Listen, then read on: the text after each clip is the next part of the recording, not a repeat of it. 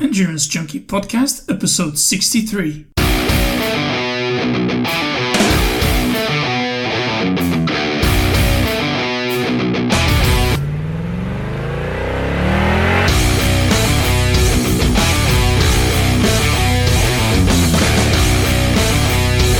Hey Junkie, thanks for joining me on a new episode of the Endurance Junkie Podcast, the show where I will be interviewing some of the fastest, smartest and most inspiring people active in the endurance world today.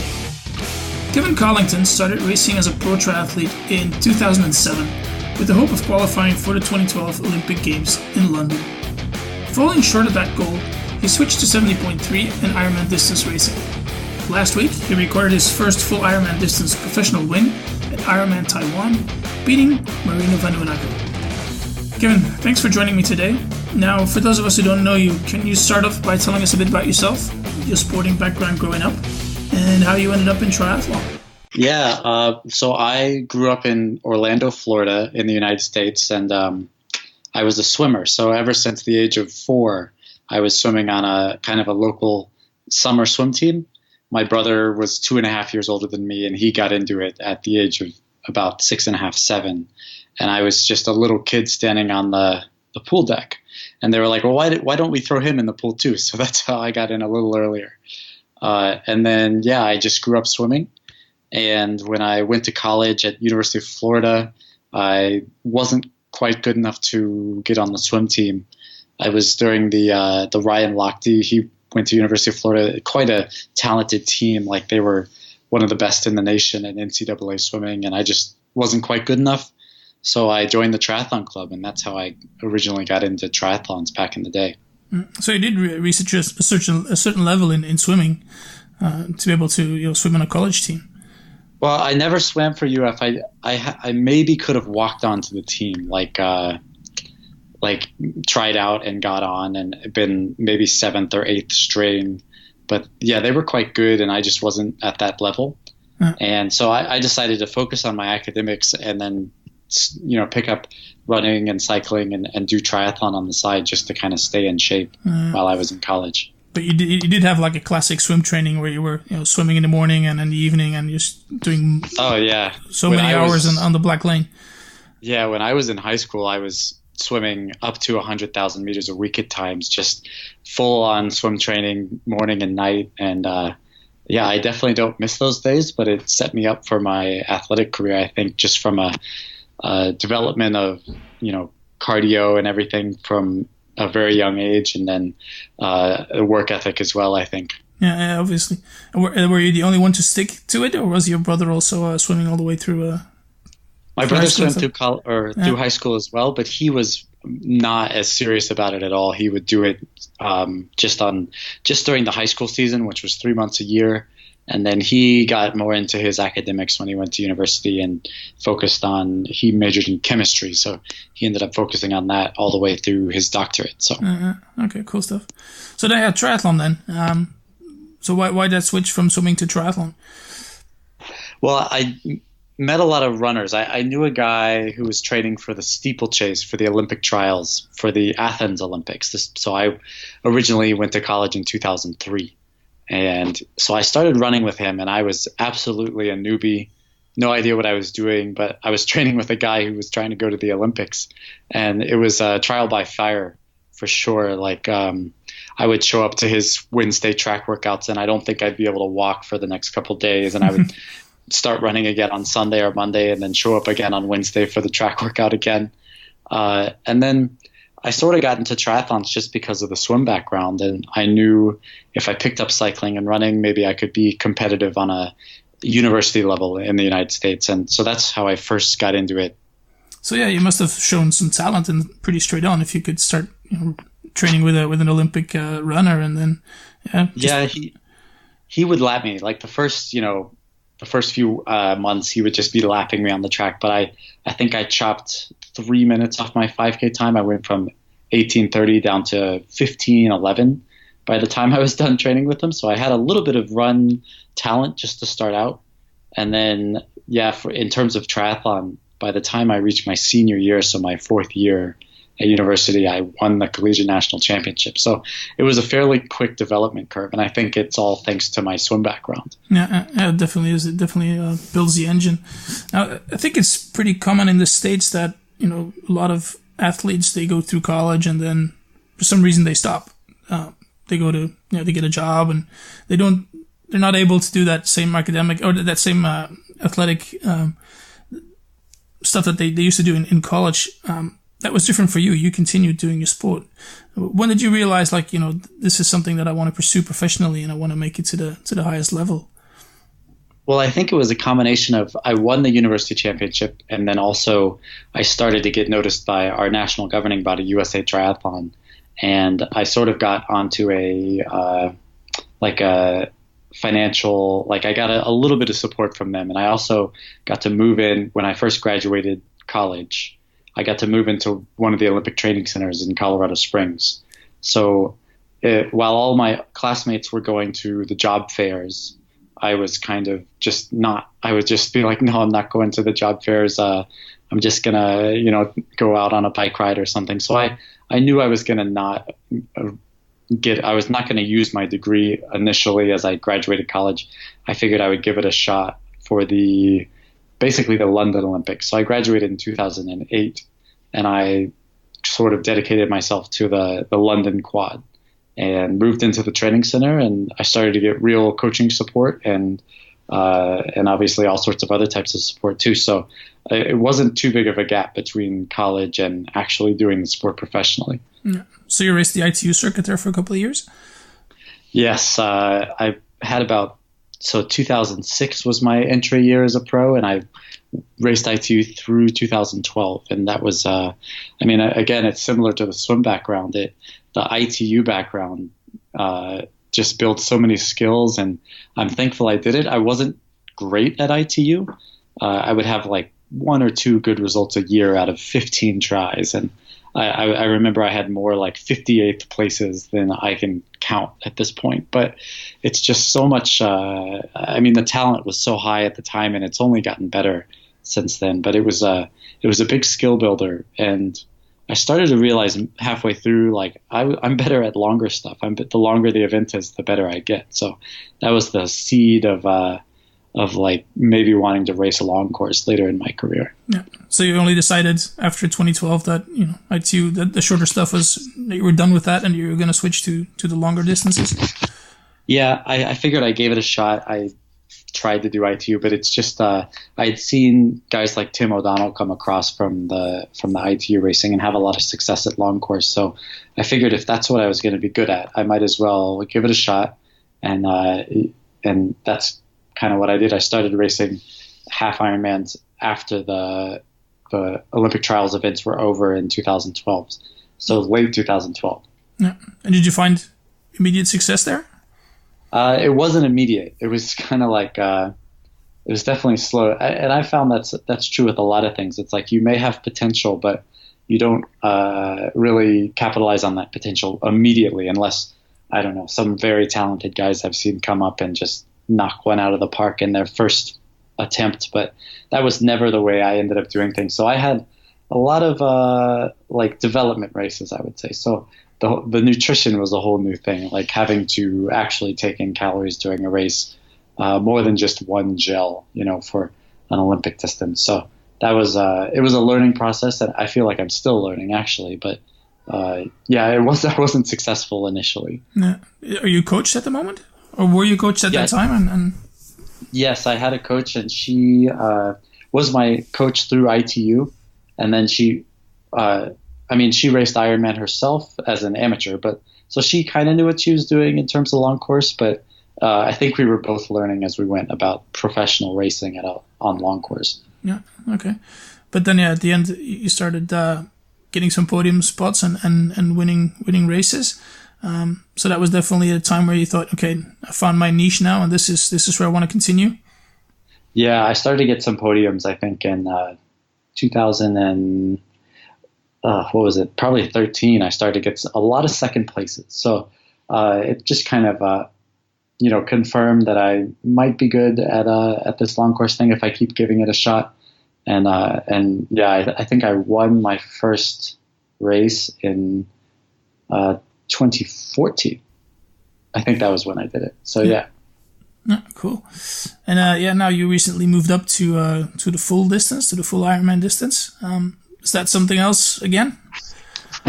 Yeah, that was first one was in 2015, late 2015. I did Ironman Arizona, and my coach, I picked up a different coach since my ITU days, Matt Dixon with Purple Patch, and he basically told me to go out, and he's like, okay, you want to have a good day. You don't want to have a day where you go out and walk the marathon and go 12 hours or something. So if you only go 95% today, then it'll be a good thing, because you'll look back on this with, a fond memory, and you'll know you can do better next time. So that's what I did. I got 7th place, I think, in 8:16, and it was a good way to start, but I do think I left a lot out there on the course. Could have gone a little harder. And then my second one was Ironman Brazil the next year. I ended up, he told me, you're not allowed to go 95%. You have to give it everything you've got today. I did. And I got 3rd to Britt McMahon that year, won the race, and Tim Don got 2nd, and I was 3rd in 8:04. So that was a PR, and I think it started to open my eyes that I could be quite good at Ironman. Yeah, that's a pretty solid time. So recently you won Taiwan. What was your time there? 8:34. Okay, it's quite a slow course. Yeah, it's a slow and very hot course, I think. Yes. And you raced, my homeboy Vanhoenacker there. He's got some blistering fast times on Ironman. I think 7:40 or something that he did one day.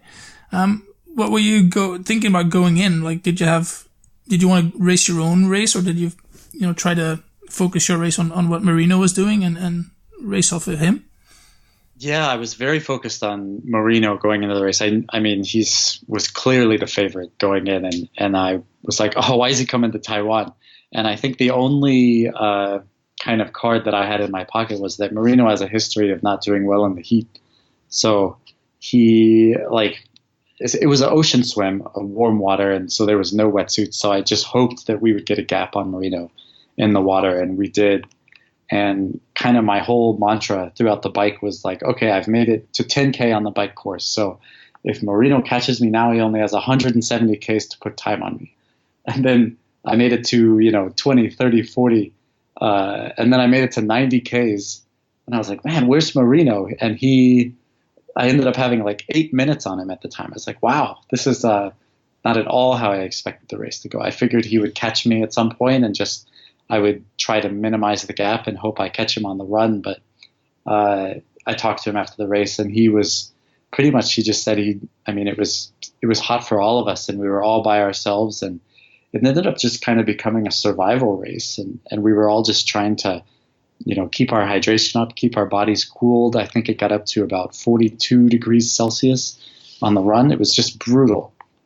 So when I came off the bike, Marino ended up kind of running some time into me, and I was a little concerned for a while that he was going to catch me on the run. But I think everything just started catching up to all of us, and we were just focused inwardly again on the run, just trying to finish the race.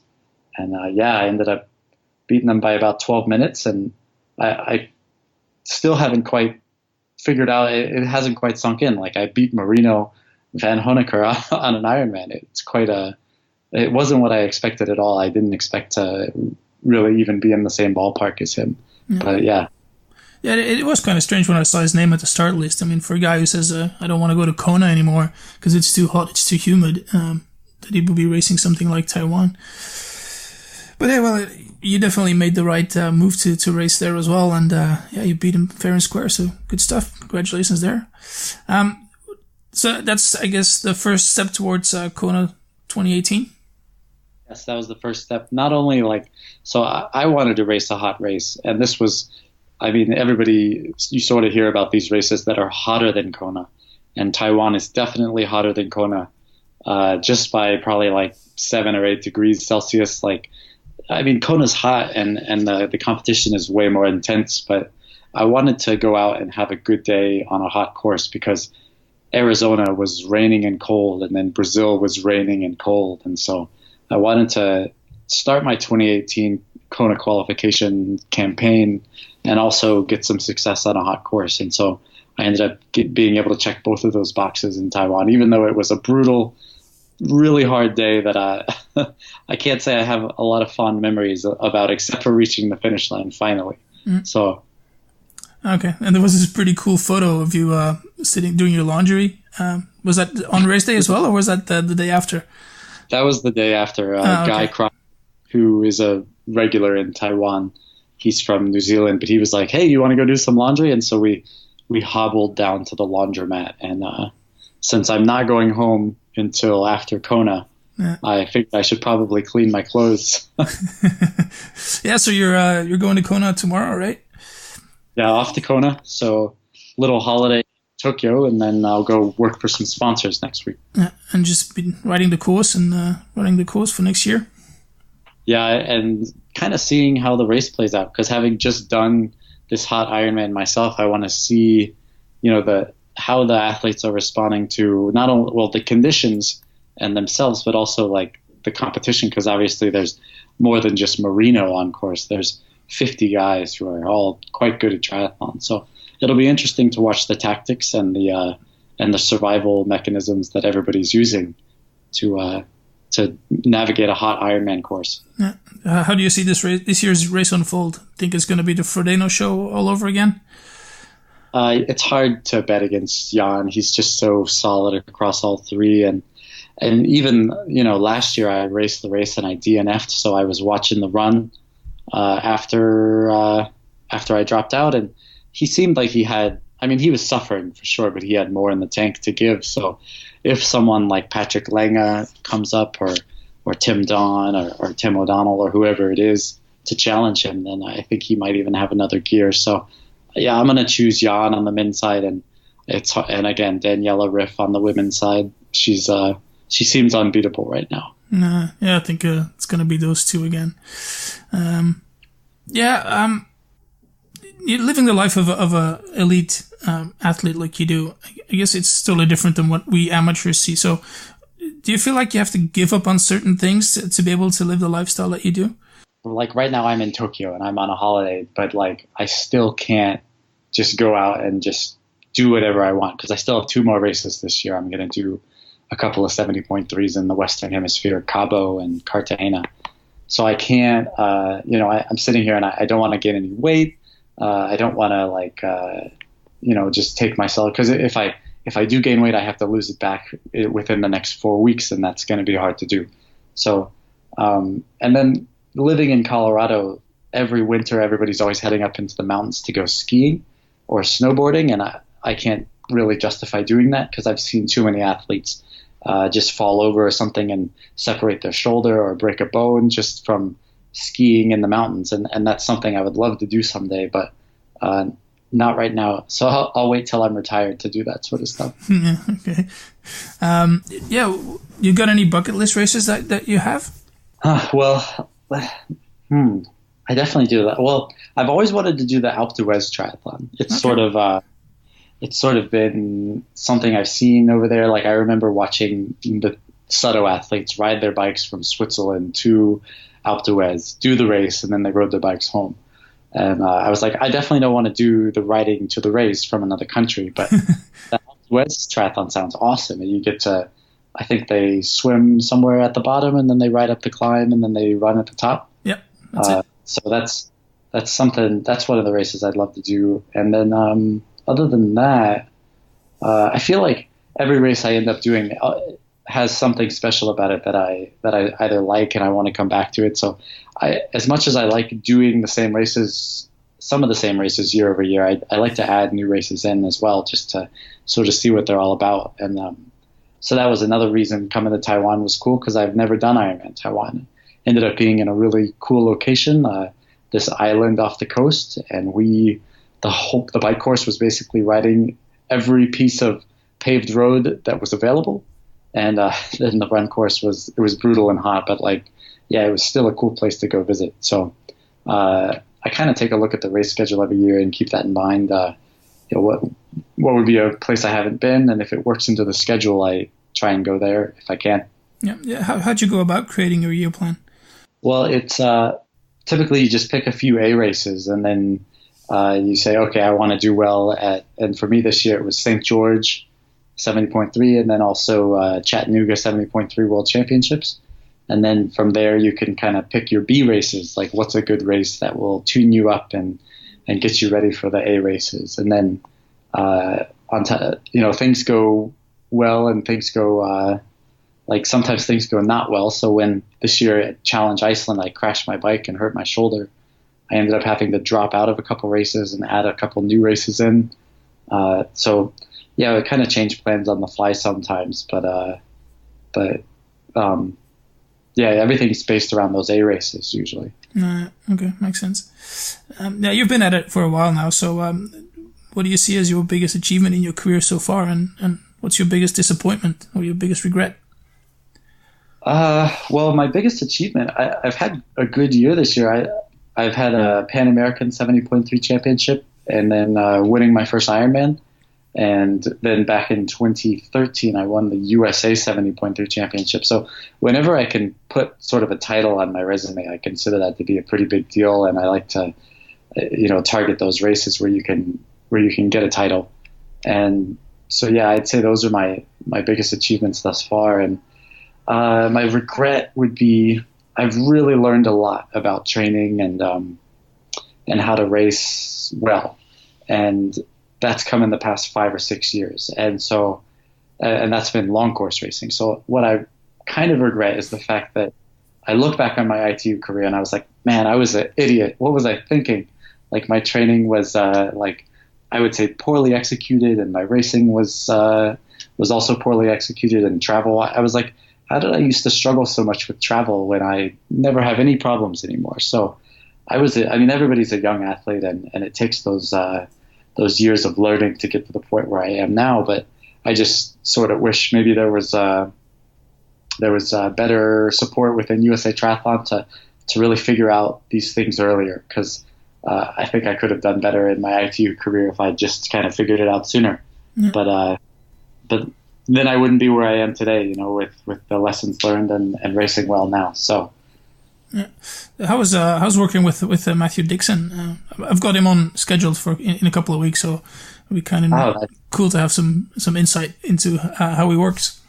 Yeah, well, he's a smart guy. I mean, I basically met him in 2014 in Kona 3 years ago. So I was like, hey, I'm looking for a long course coach, and he had a lot of success with men in long course racing. He had taken Tim Reed from basically nothing to. I mean, at the time, Tim was just sort of winning races here and there, and they've since gone on to win a world championship at 70.3.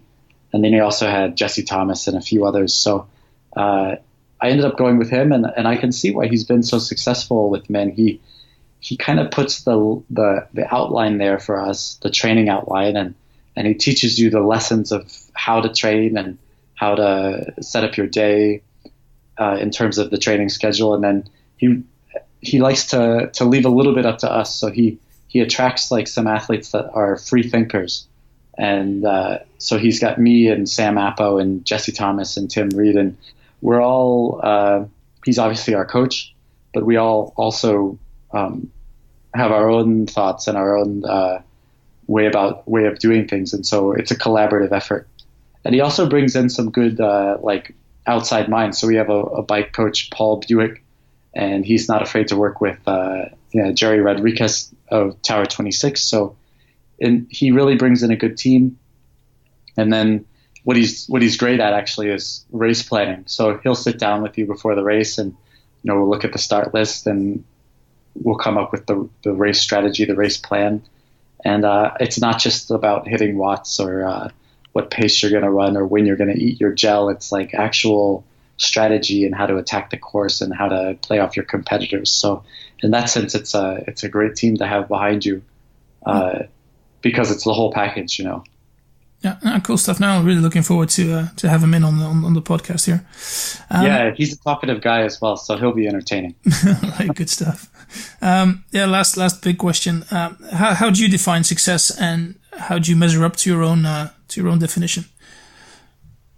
Well, I would say it's like, you have this time in your life where you can be a professional athlete. And success for me is just taking that time and doing everything I can with it to be as good as I possibly can. Because it's like, I can go skiing when I'm 40 and I'm retired. So, if that meant I was only getting fifths or sixths, then maybe I would retire a little sooner. But fortunately, I've gotten a good team around me of coaches and also training partners, and I've set myself up well living in Boulder. And I don't want to cut any corners. I want to do everything I can to be as good as I can at 70.3s in Ironman for the next 5 or 6 years probably. And the fact that I'm winning races and titles is great. But it's just kind of about maximizing my own potential, because I know when I'm 40 and I'm retired, if I didn't do that, then I'd have some regrets. So really, it's all about no regrets when I do decide to retire. All right, cool stuff. All right, Kevin, thanks for your time. It was really, really, really fun. How can people get in touch with you if they want to?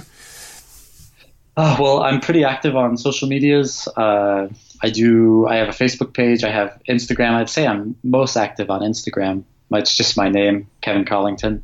And then also Twitter and Strava. I put a lot of my stuff on Strava, even race files. So if anyone's interested in that, that's how you can get in touch. And yeah. Yeah, good. I'll put those links up on the show notes page. Feel free to give some love to your sponsors. Oh yeah, so I'm headed to Kona tomorrow, and I get to work with Ventum. They're the bike course sponsor, and then Hoko and Ione, they're the run course sponsor. And then I think everybody's going to be out there. We'll have Hoob, ISM Saddles, First Endurance, and then also Shimano. I think I'm going to get to see all of my sponsors over the next week, so a little bit of FaceTime, but those are the supporters that help me do what I do.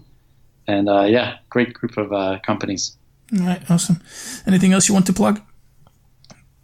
Not really. I think that's it. But thanks for having me on, Peter. No, thanks for coming on. I much appreciate it. One last one. We finished the interview now. You step outside the hotel in Tokyo and you find a lottery ticket that ends up winning $10 million. What do you do? I would say I take it and I invest it well, and I set myself up, and then. But I think I just go and race triathlons with a lot less pressure to win. Yeah, and you don't retire at 40, but you keep doing them as long as you can. Yeah, I guess I'd probably give up my pro license at some point, but I would. Yeah, I want to keep doing triathlons. I think it's a healthy sport. So as much as I might not ride my bike as much, I'm going to continue to run, and I might not stare at the black line on the bottom of the pool as much either. But running will be my thing until my knees give out, I think. Yeah. Okay. Good stuff. Thanks for your time, Kevin. It's been a pleasure. Oh yeah. Thanks, Peter. Alright, junkies, thanks for listening to this episode with Kevin Collington. I'm pretty curious to see what he's going to do in the next couple of years, but he's definitely a guy to watch. Now, if you like what you've just heard and don't want to miss any future episodes, head over to iTunes or Stitcher and subscribe to the show. There's 2 ways to do this. You can either search for Endurance Junkie Podcast on Google, or you can head over to the podcast website, junkiepodcast.com, and you will find all the correct links there as well. Now, while you're at it, and if you have some spare time, leave me a 5-star rating and a review. That would be awesome. There's a contact section on the website as well, so if you have ideas for improvement or possible future guests, drop me an email. I would love to hear from you guys. Thanks again for listening, and I hope you'll join me next time. Cheers.